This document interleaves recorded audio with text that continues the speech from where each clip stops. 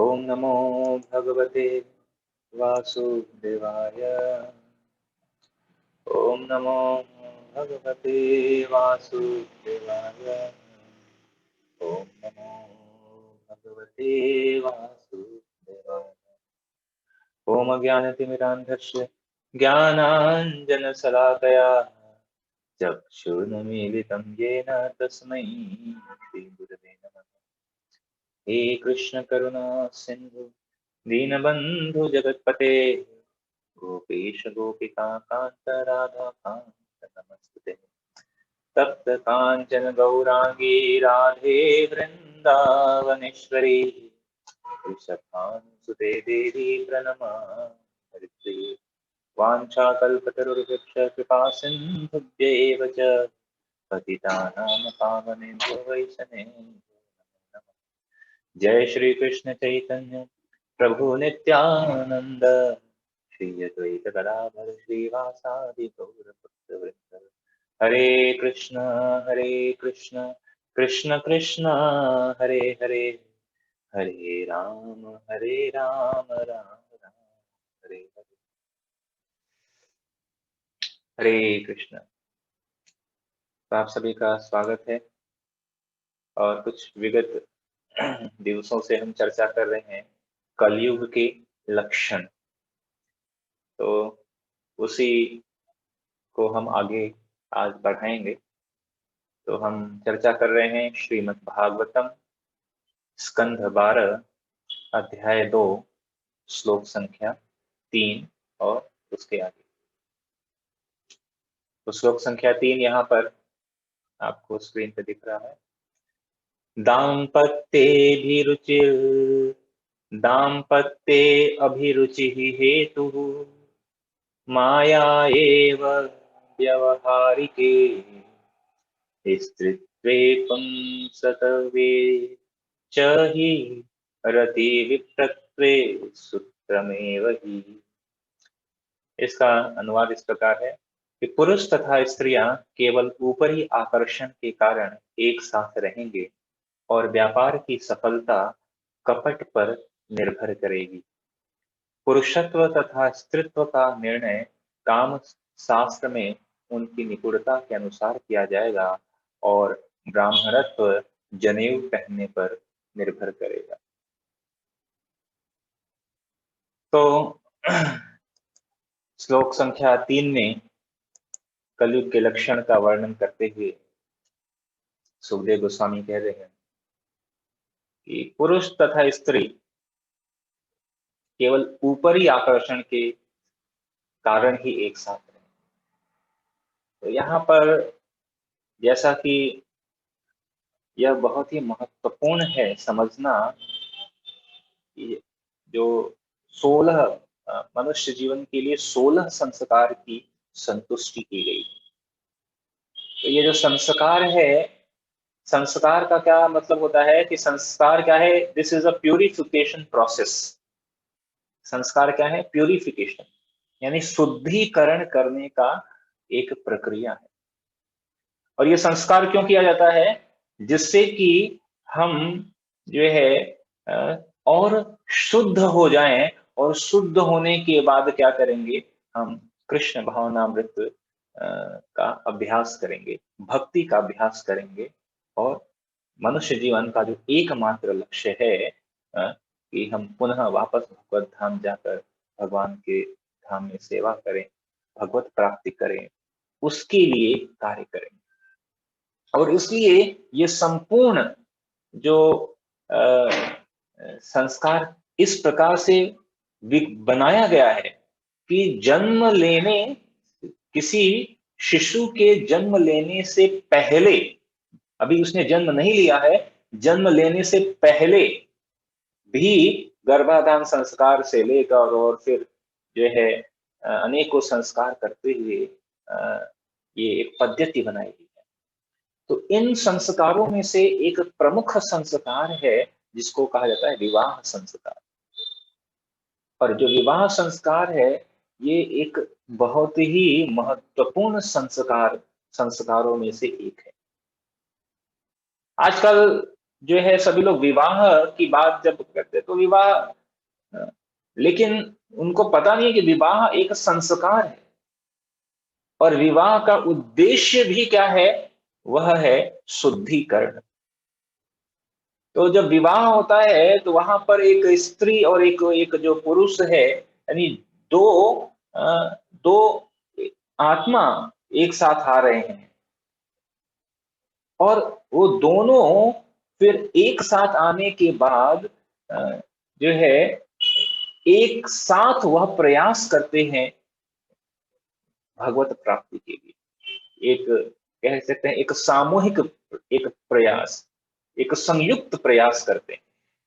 और इसलिए हमारे वैदिक संस्कृति में यह बात कही गई है, या सामान्य बोलचाल की भाषा में भी कहते हैं कि ये सात सात जन्म का साथ है, सात जन्म का, ऐसा ऐसा कहा जाता है।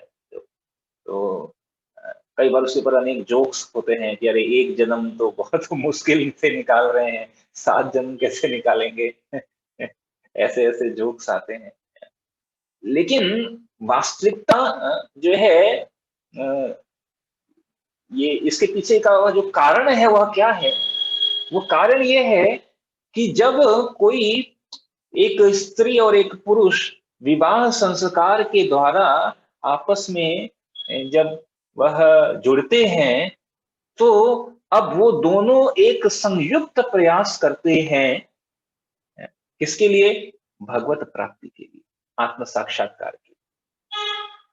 संयुक्त प्रयास। तो संयुक्त प्रयास जब दोनों का एक संयुक्त प्रयास होता है, और इसीलिए शास्त्र में कहा गया है कि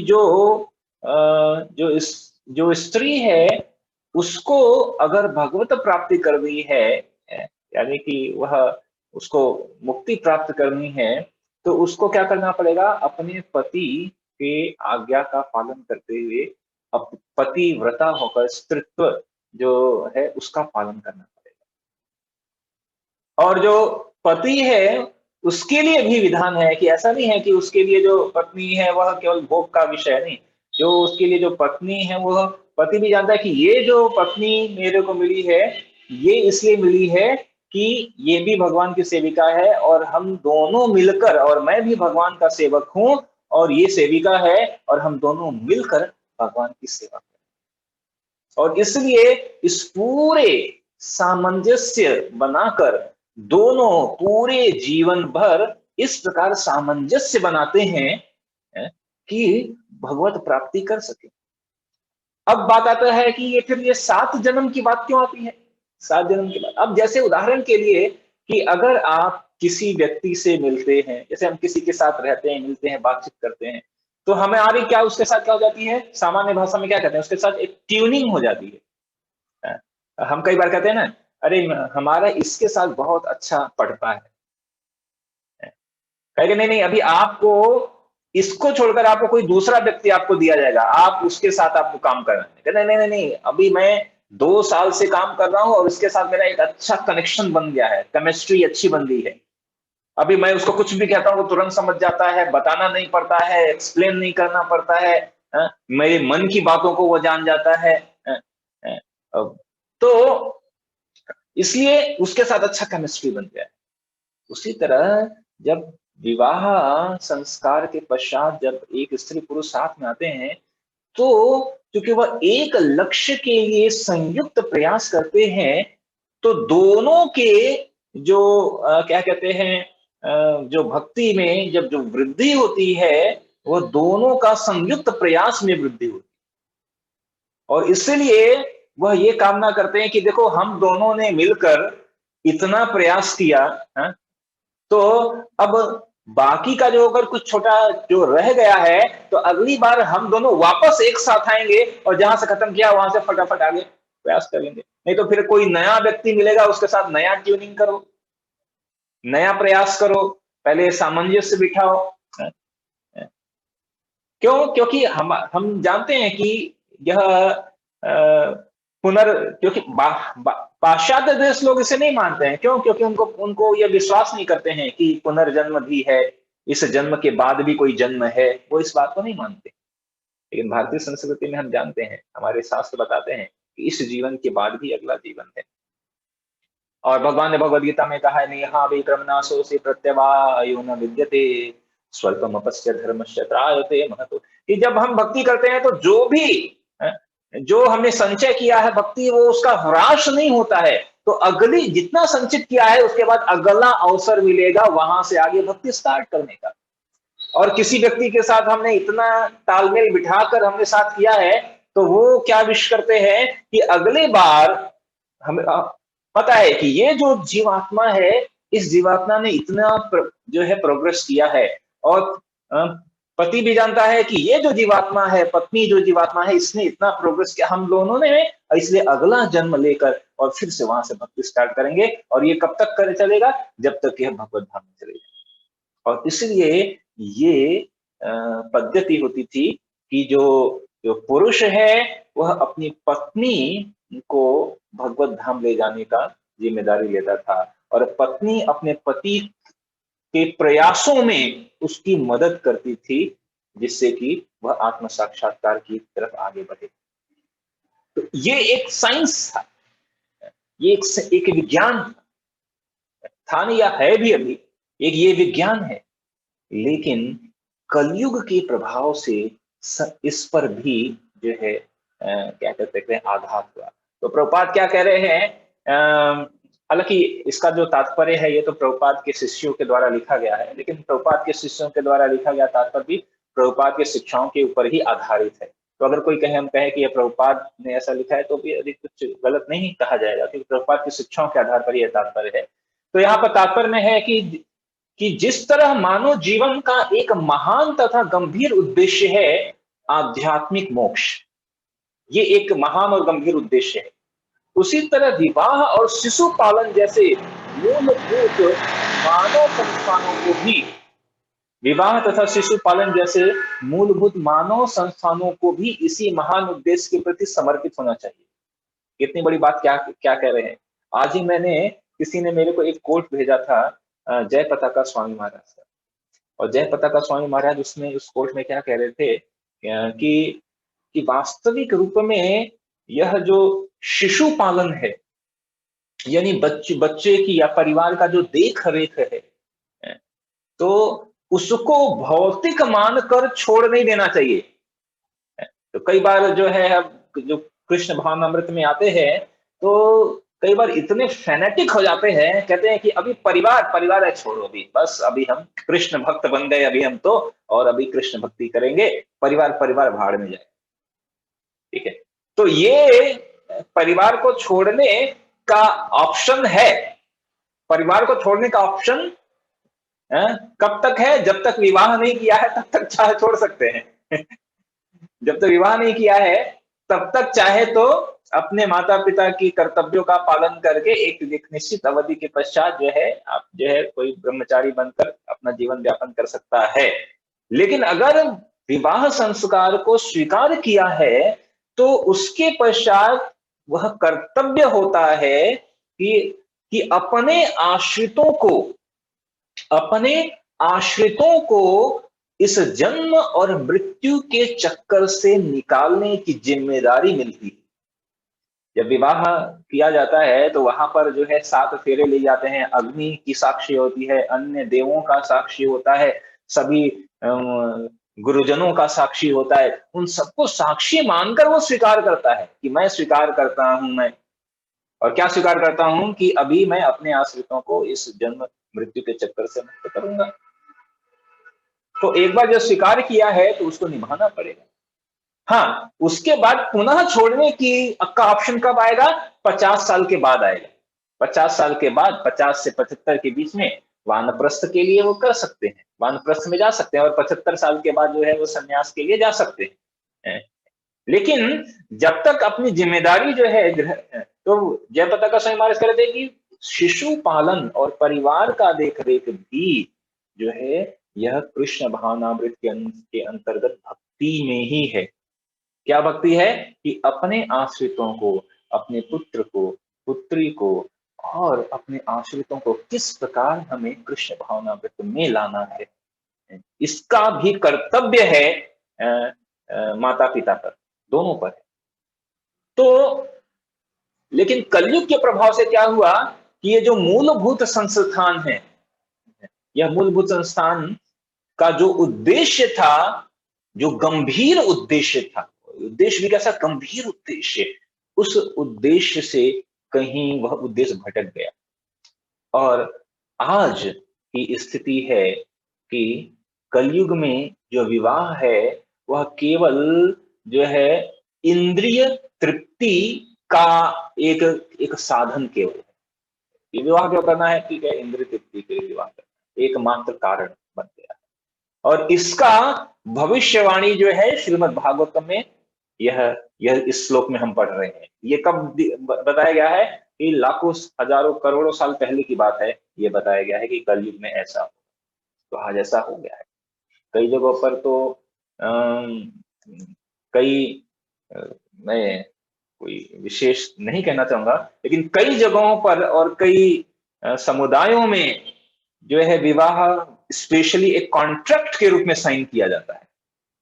कॉन्ट्रैक्ट के रूप में साइन किया जाता है कि ये, और जब कॉन्ट्रैक्ट साइन होता है कि इतना दिया इतना लिया और देन लेन, और फिर विवाह संस्कार विवाह होता है। और विवाह खत्म तो वो कॉन्ट्रैक्ट बंद हो गया, तो फिर जितना दिया था वापस दो, ऐसा।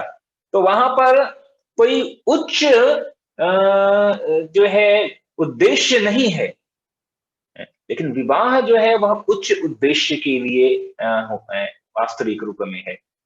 तो विवाह संस्कार जो है वह आत्मा का जो लक्षण है, आत्मा का जो वास्तविक लक्षण है, आत्मा का जो कर्तव्य, उसके आधार पर यह संस्कार बनाए गए। लेकिन कलयुग में यह जो यह संस्कार और इस संस्कार के की जो उद्देश्य था वो टूट चुका है। तो भ्रमवश जो है अभी हम व्यक्ति अपने आप को शरीर समझता है, और यह शरीर के कारण शरीर को जब प्राप्त करता है, और इस शरीर के साथ साथ जो काम वासनाएं हैं वह जागृत होती है, और फिर इस मायामय जगत में वह घूमता रहता है। तो यह वास्तविक रूप में यह बहुत गंभीर विषय है। यह बहुत गंभीर विषय है, क्योंकि विवाह संस्कार के पश्चात हम किसी एक आत्मा को लाने का भी जिम्मेदारी होता है, एक आत्मा को लाने की जिम्मेदारी। और इसीलिए शास्त्र कहता है पिता न सस्यात जननी न सस्यात दैवो न सस्यात गुरु न सस्यात, कि किसी व्यक्ति को गुरु बनने का अधिकार नहीं है अगर वह अपने शिष्यों को जन्म मृत्यु के बंधन से मुक्त न करे। यहां तक कि कहा गया है किसी को देव देवता भी बनने का अधिकार नहीं है, वह अपने जो उपासकों को जन्म मृत्यु के बंधन से मुक्त न करे। और इसीलिए और साथ साथ कहा गया है कि किसी को माता या पिता भी बनने का अधिकार नहीं है अगर वह अपने आश्रितों को, अपने पुत्र को पुत्री को जन्म मृत्यु के बंधन से मुक्त न करे, तो उसे नहीं बनना चाहिए। ठीक है, तो अगर इसलिए ये एक बहुत बहुत बड़ी जिम्मेदारी की बात है, एक बहुत बड़े कर्तव्य की बात है। लेकिन आज कलयुग के प्रभाव से यह पूरी पद्धति, यह सिस्टम जो है वो टूट चुका है। लोगों को पता ही नहीं है कि यह क्यों किया, इसका उद्देश्य क्या है।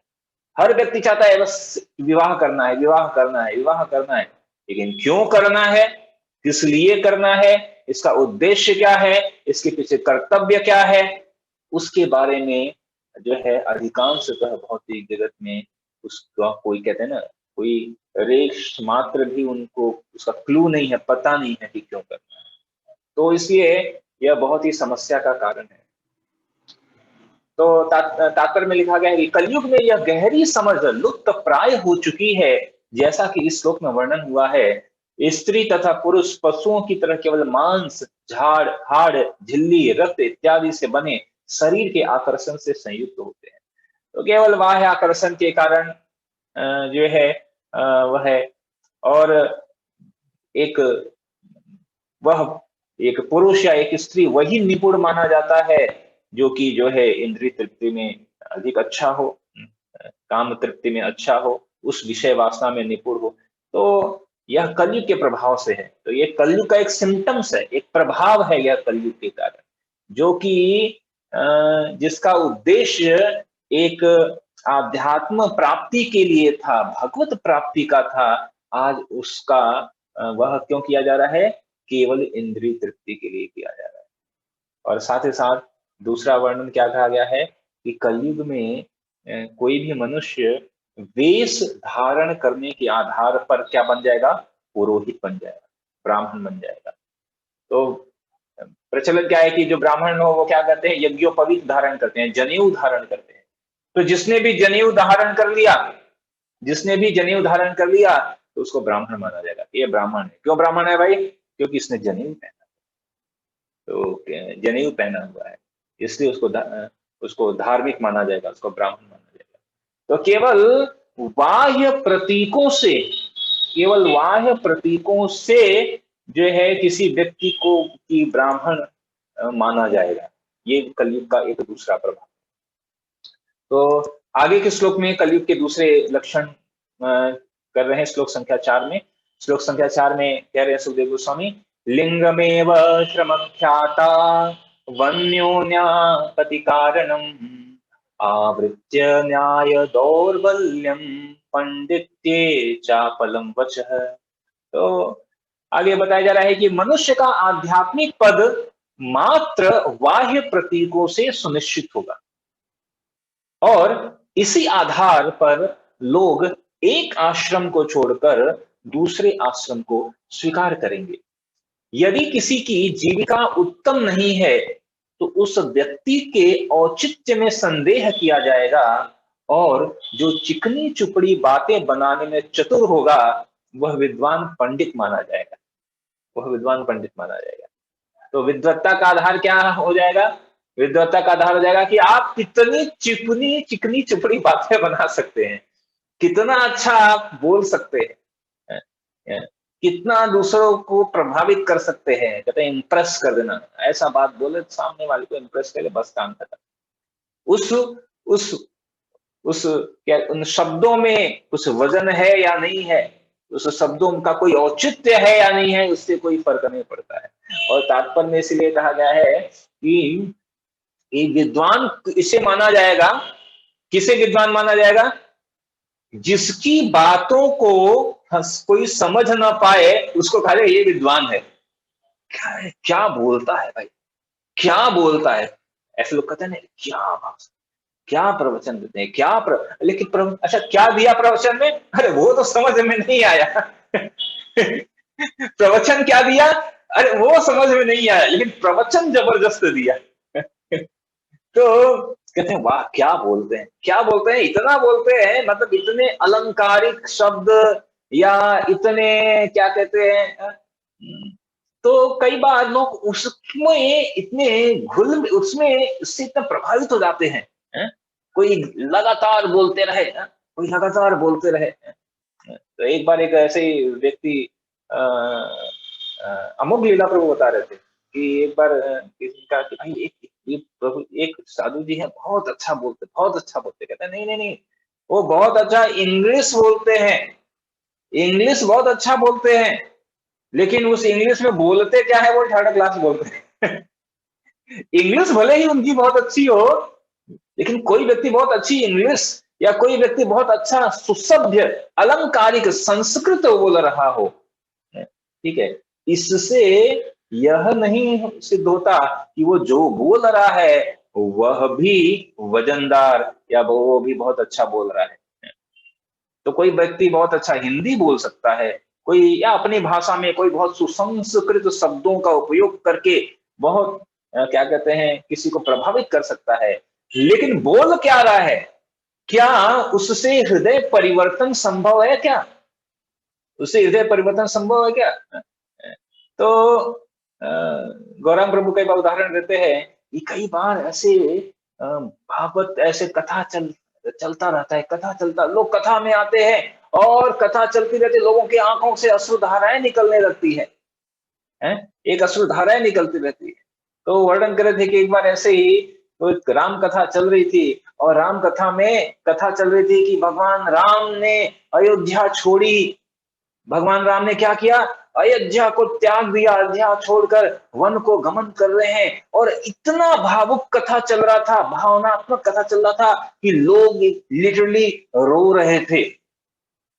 ठीक है, लोग रो रहे थे। और फिर कथा यहीं पर समाप्त हुई कि भगवान राम ने अयोध्या छोड़ा और लोग रोते रोते, तो एक व्यक्ति रोते रोते बाहर आए और बाहर अपने जेब में से निकाला खैनी और खैनी मलते हुए कहा, भगवान राम ने अयोध्या छोड़ दिया, भगवान राम ने अयोध्या छोड़ दिया। तो कह रहे भगवान राम ने अयोध्या छोड़ दिया, पर तुमने खैनी तक नहीं छोड़ा था ना, तो क्या फायदा भगवान राम के कथा सुनने का? भगवान राम ने अयोध्या छोड़ दिया, लेकिन तुमने खैनी खाना नहीं छोड़ा, नशा छोड़ा नहीं। तो भगवान राम के अयोध्या छोड़ने पर यह विलाप एक बाहर दिखावा मात्र है। कहने का मतलब कि जो सार तत्व है, लोग उसको नहीं ग्रहण कर रहे हैं कि क्या बोला जाएगा, लेकिन बोल क्या रहा है? बहुत ही अलंकारिक, बहुत ही वाक् पटुता से, बहुत ही चतुराई से अगर कोई बोल रहा है, कहेगा ये बहुत बड़ा विद्वान है, ये बहुत सुंदर बोलता है, बहुत अच्छा वक्ता है ये तो। लेकिन अंदर क्या बोला है उसको कोई किसी को मतलब नहीं है। ये कलयुग का प्रभाव है। तो कलयुग में विद्वान कौन माना जाएगा?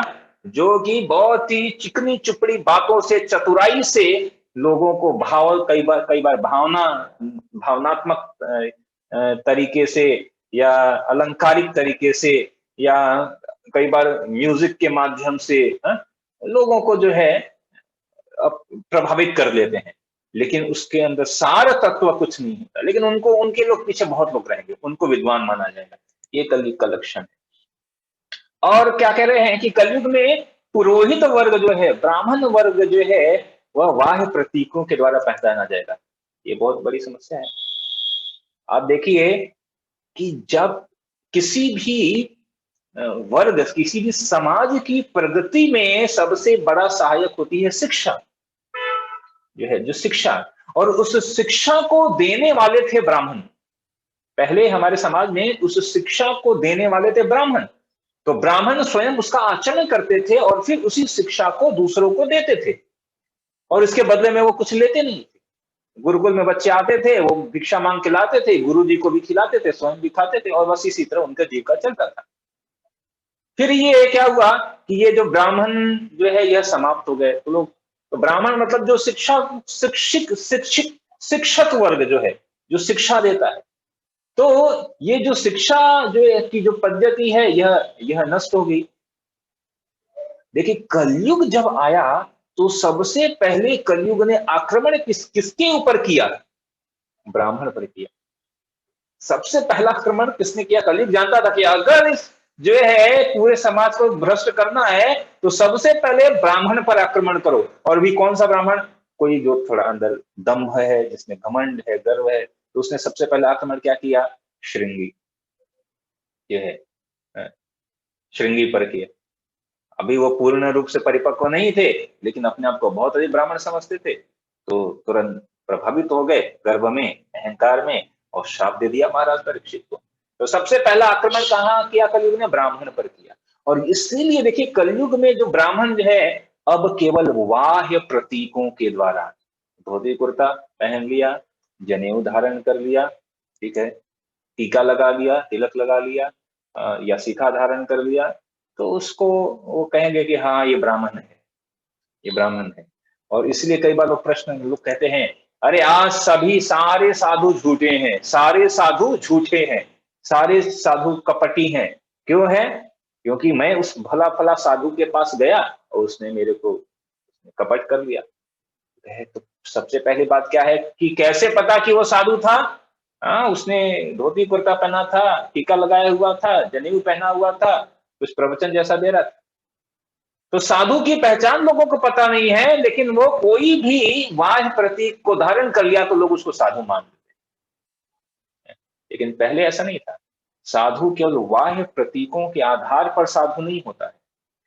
उसको जो साधुत्व जो है इसके अंदर, उस भावना को भी प्रदर्शित करे, ठीक है, उसके सिम्टम्स होते हैं, उसका कैरेक्टरिस्टिक, उसके गुण जो है वह साधु के होनी चाहिए, केवल बाह्य प्रतीकों के आधार पर नहीं। लेकिन कलयुग में क्या है, साधु किसका माना जाएगा, केवल बाह्य प्रतीक धारण कर ले और साधु बन जाओ, साधु बन जाओ। तो ये जो है आध्यात्मिक पद मात्र बाह्य प्रतीकों से सुनिश्चित होगा, और इसी आधार पर लोग एक आसन से दूसरे आसन को स्वीकार करेंगे। ठीक है, कपड़े चेंज कर लिया, सन्यासी बन गए, सन्यासी बन गए, लेकिन सन्यास का कार्य कर रहे हैं या नहीं, उसको कोई ध्यान नहीं दे रहा है, उसको देख नहीं रहा है। और साथ ही साथ कलयुग का एक लक्षण क्या है कि उसी व्यक्ति के औचित्य पर यदि किसी की जीविका उत्तम नहीं है, किसी व्यक्ति की जीविका उत्तम नहीं है, तो उस व्यक्ति के अस्तित्व पर संदेह किया जाएगा। कितनी बड़ी बात की जा रही है। अगर किसी कोई अच्छा जीविका पार्जन नहीं कर रहा है, तो लोग कहेंगे अरे ये व्यक्ति, मतलब वो व्यक्ति है भी या नहीं है उसको कोई ध्यान नहीं देगा, इसका उसका औचित्य ही नहीं है, इसका अस्तित्व ही नहीं है। अस्तित्व कब है, जब वह अच्छी जीविकोपार्जन कर सके, अच्छा धन कमा सके, अच्छा धन कमा सके, तो लोग कहेंगे ये व्यक्ति महान है, ये व्यक्ति कौन है, महान है, नंबर वन है, नंबर वन है। ठीक है, अगर कोई जीविकापार्जन नहीं कर रहा है, तो धन नहीं कमा रहा है, तो हमारे वैदिक संस्कृति में ऐसा नहीं था। यहां तक कि वैदिक संस्कृति में वॉलेंटियरली, यानी स्वेच्छा से कई बार अपने समस्त धनों का परित्याग करके एक सादा जीवन या गरीबी का जीवन भी स्वीकार करते थे, गरीब बन जाते थे स्वेच्छा से। हालांकि तात्पर्य में यह भी एक बात स्पष्ट रूप से कही गई है कि ऐसा जरूरी नहीं है कि केवल गरीब होने से, केवल गरीब होने से आध्यात्मिक पद की प्राप्ति हो जाएगी, ऐसा भी नहीं। हाँ, लेकिन जब कोई अपने ऐश्वर्यमय जीवन को त्यागता है और तपस्या जीवन को स्वीकार करता है, तो उससे वैराग्य के साथ साथ, ज्ञान के साथ साथ जो है वह वृद्धि होती है, उसके आध्यात्मिक ज्ञान में, आध्यात्मिक स्तर में वृद्धि होती है। तो वो सहायक बनते हैं, वो क्या बनते हैं, वह सहायक बनते हैं। इसीलिए क्यों, क्योंकि जितना चीजें हैं, जन्म ऐश्वर्य स्मृति श्रीभिः, ये जितने हैं वो क्या है, बॉन्डेज, एक बाधा बनती है, वो जकड़ लेते हैं। यदि किसी के पास धन अधिक आ जाए तो वो चिंतित हो जाएगा, चिंता रहे इसको कैसे खर्च करें, कहाँ रखें, कहाँ सुरक्षित रखें, किस तरह रखें, तो ये बंधन का कारण बनता है। तो इसलिए लोग उसको छोड़ा करते थे, उसको त्यागते थे कि अरे ये सारे चिंताओं को छोड़ दो, अभी केवल भक्ति करो। तो कलयुग में क्या होगा कि केवल ये ही केवल अम, अ, जीविका उत्तम नहीं है तो उस व्यक्ति का अस्तित्व ही नहीं है, ऐसा लोग समझेंगे। ये सारे कलयुग के अनेकों अनेकों जो लक्षण हैं, यह श्रीमद् भागवतम में बहुत पहले ही इसकी पुष्टि की गई थी, जो आज घटित हो रहा है। ये सारे कलयुग के जो लक्षण हैं श्रीमद् भागवतम के पृष्ठों पर अंकित हैं। आगे भी कई कलयुग के लक्षण की हम बात करेंगे, तो अभी समय तो समाप्त हो गया है। ठीक है, हरे कृष्ण। ग्रंथराज श्रीमद् भागवतम की जय, श्रील प्रभुपाद की जय, निताई गौर प्रेम।